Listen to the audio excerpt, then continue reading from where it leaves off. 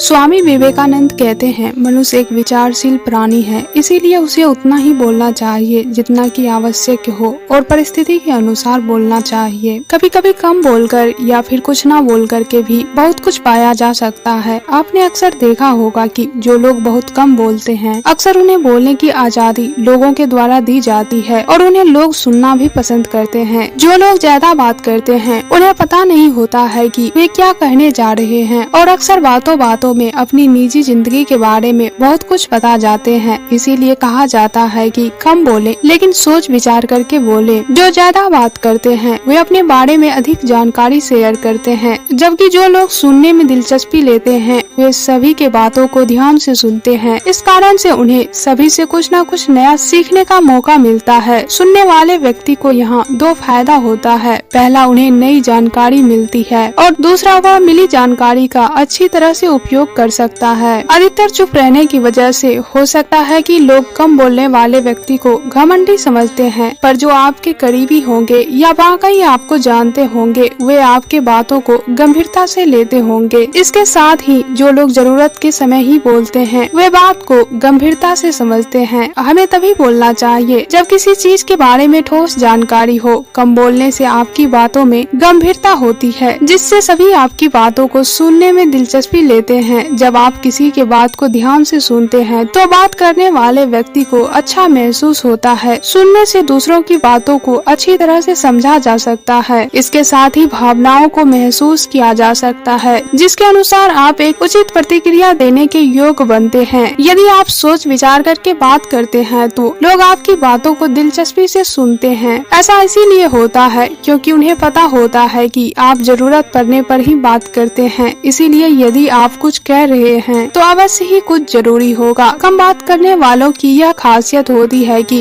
वे कम शब्दों में बहुत कुछ कह जाते हैं, जिसके कारण उनकी बात हर किसी को याद रह जाती है और किसी को उनकी बात सुनने में झिझक भी नहीं होती है। इसीलिए बातों को घुमा फिरा करके करने की बजाय कम शब्दों में स्पष्ट करें। कम बोलने से हमारी इज्जत और सेहत दोनों के लिए बड़ा फायदेमंद होता है। कम बोलने वाले लोगों की सबसे ज्यादा तारीफ भी की जाती है। कम बोलने का फायदा यह भी होता है कि आपको अपने शब्दों विचारों पर दूसरों के सामने पछताना नहीं पड़ता है। आप स्वयं ही अनुभव करके खुद के विचारों में सुधार ला सकते हैं।